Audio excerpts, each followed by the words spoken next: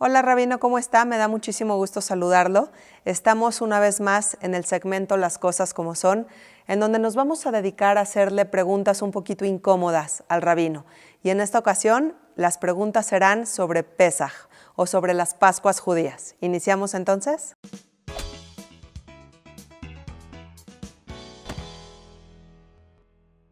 Rabino, iniciamos por el principio.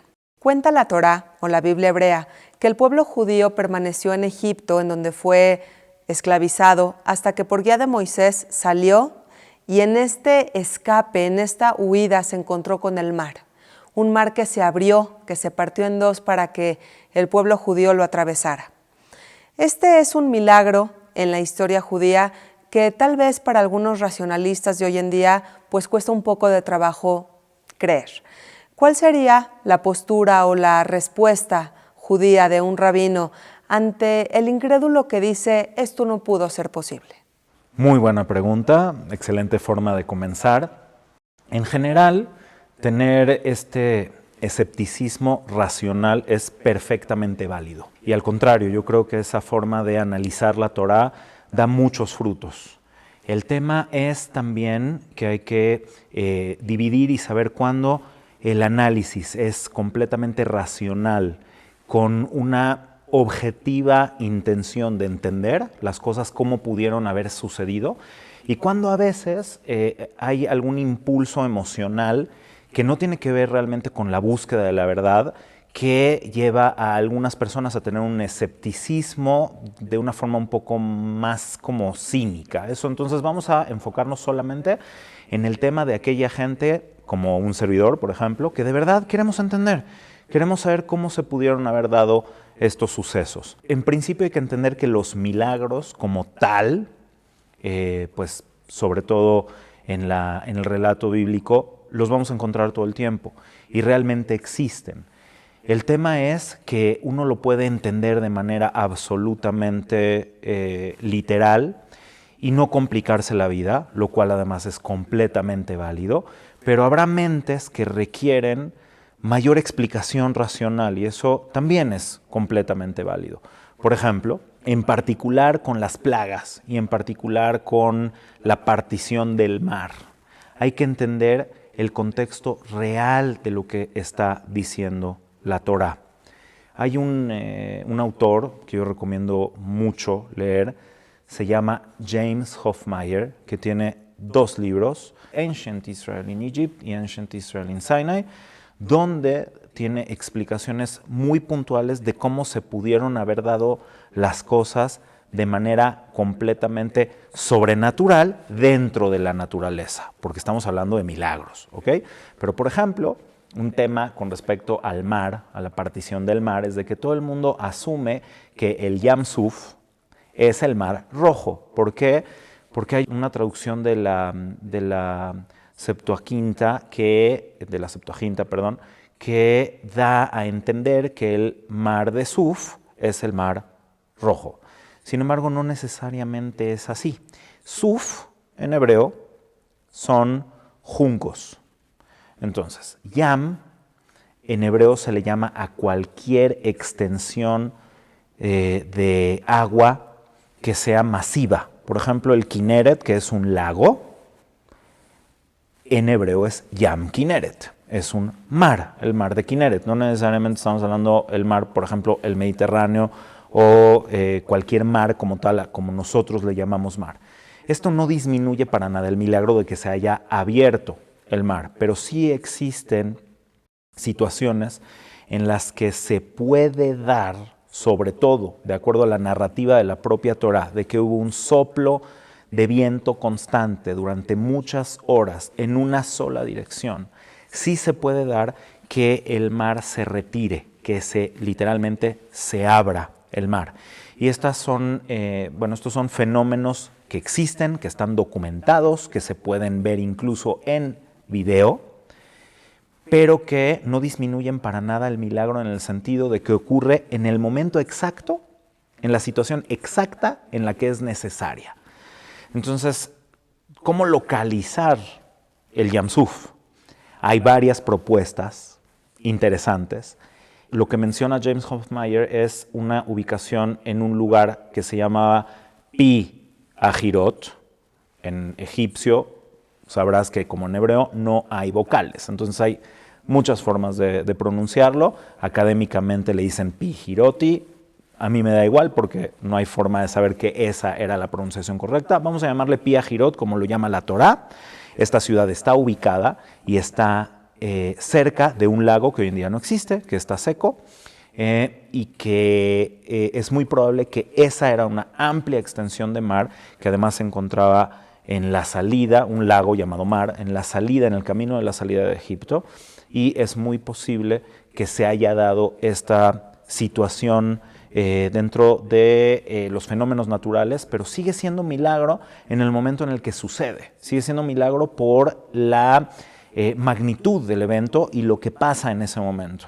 Entonces, hay que tener la tranquilidad de entender que como sea que haya sucedido, sigue siendo un milagro por el momento en el que sucedió. Y si se dio en el Mar Rojo, igual.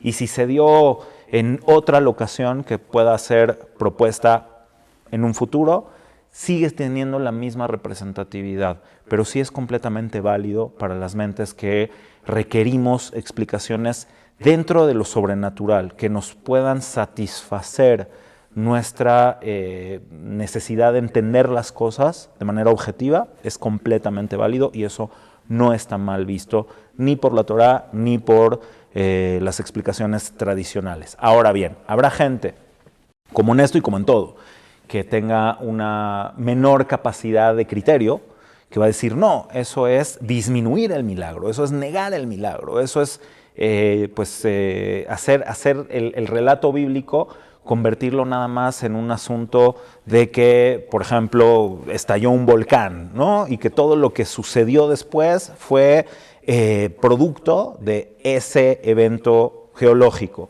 Eso es disminuir el milagro. Yo, en lo personal, creo que es todo lo contrario, que es aumentar el milagro, es ver cómo la mano de Hashem está en lo que nosotros llamamos naturaleza y la grandeza está que sucede en el momento exacto que era necesario que sucediera. Y después de ese acontecimiento y esa salida tan milagrosa, tenemos todavía un milagro que es permanecer un pueblo pues en el desierto por 40 años. Y ante esto, pues algunas personas no creyentes argumentan que no hay ninguna evidencia, ni ropa, ni hueso, ni nada que pues pruebe la presencia de todo un pueblo, sobre todo a lo largo de 40 años en este desierto. ¿Qué tiene la religión judía que responder ante esto? Me encanta esta pregunta. Esto va a ser también tratando de entender cuáles son las locaciones del lugar. El desierto de Sinai, que se le llama así en la Torá, Midbar Sinai, el desierto de Sinai, estaba, de acuerdo a la propia Torá, en Midian. Y hay que investigar un poco para ver dónde está la locación geográfica de Midian. La península de Sinai se le llama así por tradición oral, no basada en nada de la propia Torá. Por lo cual es ampliamente probable que todo lo que nosotros le llamamos península del Sinai, y por lo tanto el desierto de Sinai, no sea el desierto de Sinai al que se refiere la Torá. Y esto es simplemente, te voy a dar un ejemplo que a mí me gusta mucho. La Torá habla, por ejemplo, de que Jacob mandó a Egipto a sus hijos con frutos de la tierra, y entre esos frutos se mencionan los botnim. Hoy en día la palabra botnim se utiliza para el cacahuate. ¿Sí? En algunos lados le dicen maní, en algún lado que nos estarán viendo. El cacahuate es una especie endémica de América. Entonces, pues obviamente Jacob no mandó cacahuates a Egipto. Entonces, ¿qué pasa? Que la respuesta a eso es entender realmente a qué se refiere esa palabra. O el famoso violín del rey David no podía haber sido un violín, por más que hoy en día se le diga quinor o se utilice la palabra quinor para un violín, era un instrumento antiguo de cuerda. Lo mismo pasa con las locaciones. Y aquí lo que es muy interesante es que si nosotros buscamos en el desierto de Sinai, que ha sido propuesto por otros investigadores que lo localizan en donde probablemente estuvo Midian, que hoy en día es territorio de Arabia Saudita, sí vamos a encontrar evidencia. Vamos a encontrar evidencia de de altares de piedra, tal cual como lo dice la Torá. Vamos a encontrar la ostraca, que es un grabado en piedra más antigua que tiene una menorá, que tiene miles de años, literalmente una menorá de 7 brazos.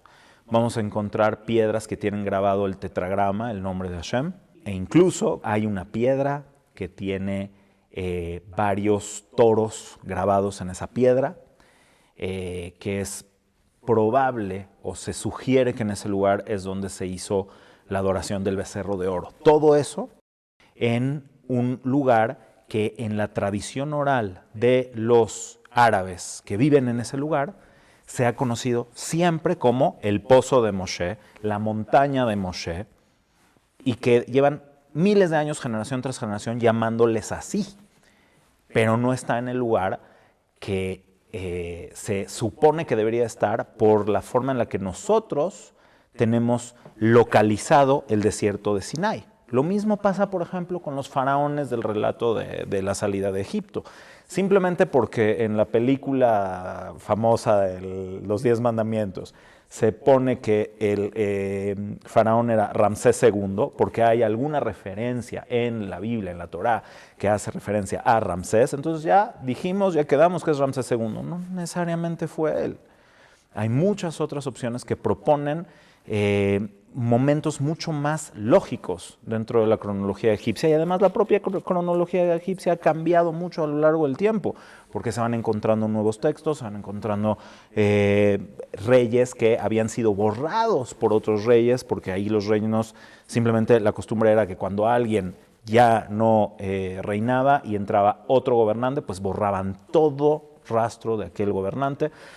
Entonces es un poco tendencioso decir que no hay rastros o que no hay evidencias. Hay evidencias en locaciones distintas a las que tradicionalmente se han propuesto, y aquí una vez más la oportunidad de abrir nuestra mente y de ver que no necesariamente lo que hayamos leído o lo que nos hayan dicho, digo, o sea, que hay ciertos historiadores, no sé si conscientemente o inconscientemente, han tenido frases que sí son tendenciosas en decir, no hay evidencia de que un pueblo tan masivo como el que propone la Torá que salió de Egipto haya estado en el desierto nunca. Eso es absolutamente falso. Si era el pueblo de Israel o eran otros pueblos nómadas que estuvieron en ese desierto durante no sé cuánto tiempo, ok, eso podemos debatirlo. No hay pruebas de que haya sido el pueblo de Israel, pero que tengas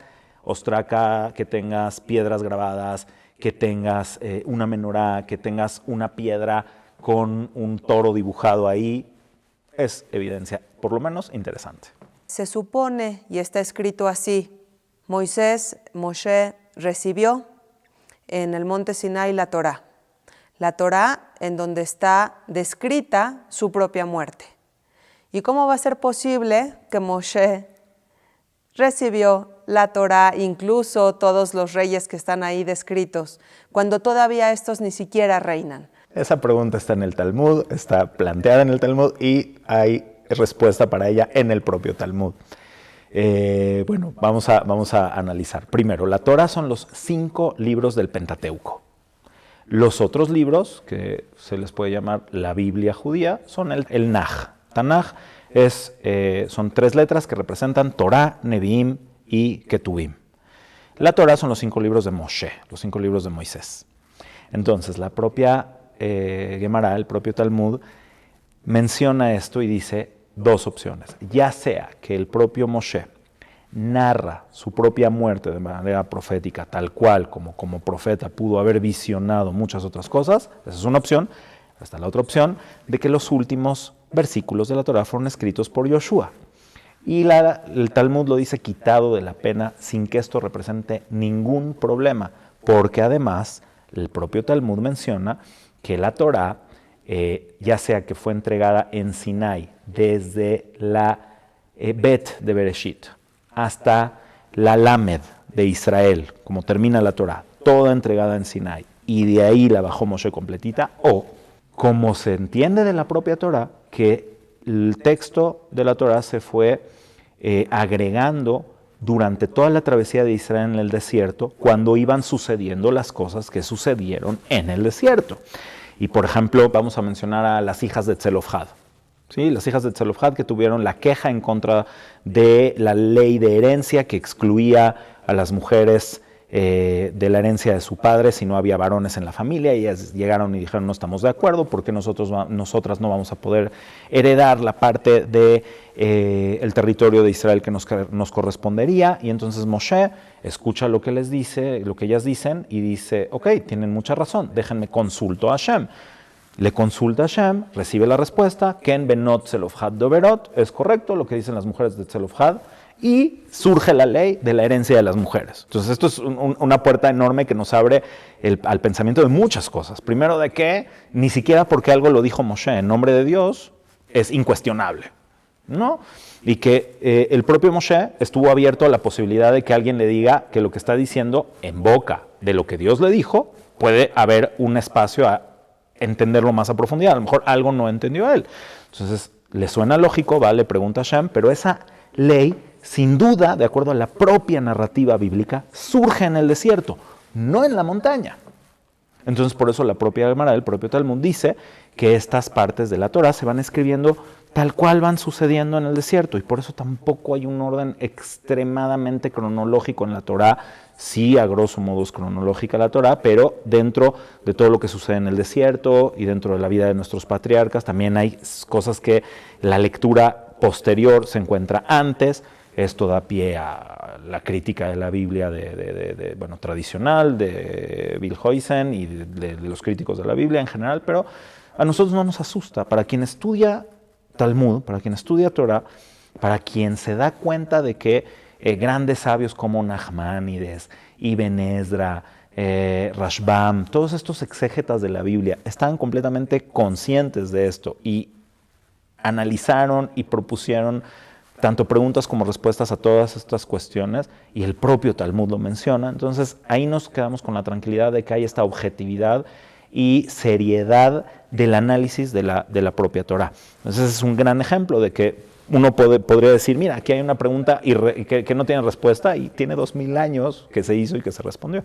Son dos.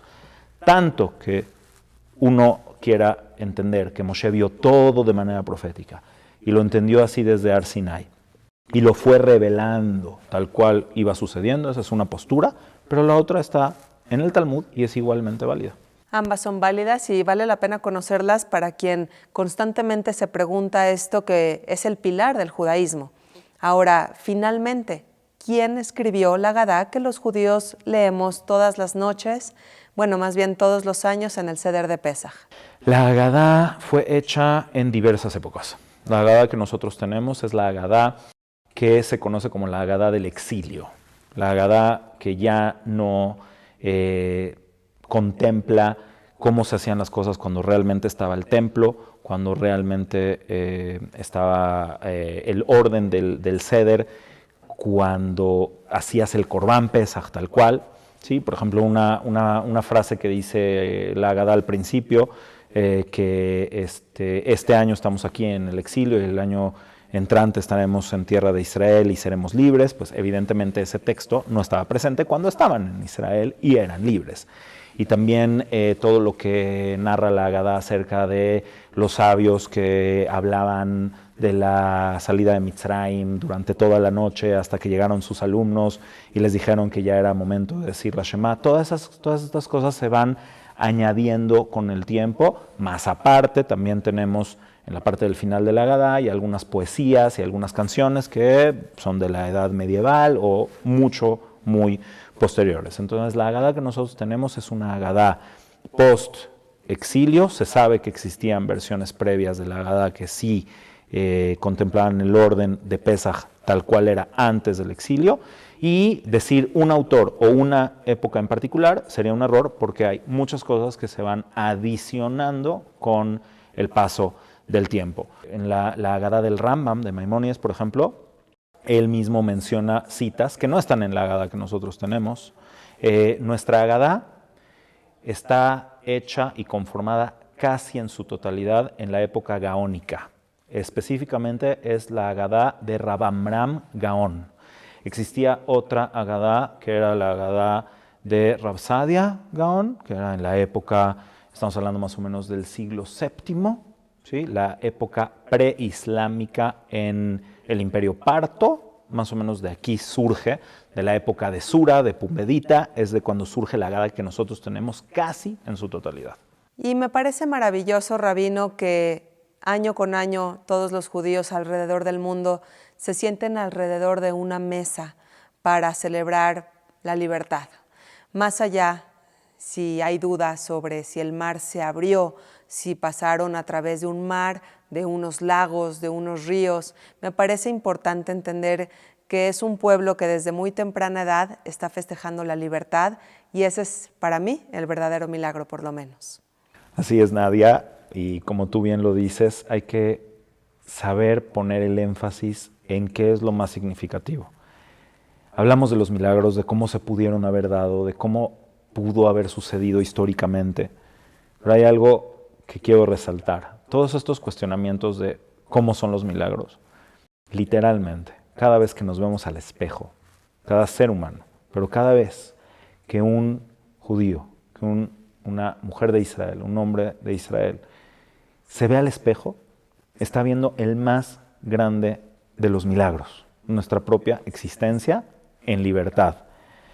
Entonces, no todo lo que nosotros buscamos como milagros o que necesitamos ver, cosas fuera de la naturaleza, son las que nos deben de mover el alma y el espíritu y las emociones, sino el mayor de todos esos milagros es nuestra propia existencia en libertad y a veces no lo vemos.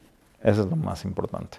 Así es, Rabino. Un milagro es un bebé recién nacido, un milagro es un cuerpo humano funcionando a la perfección.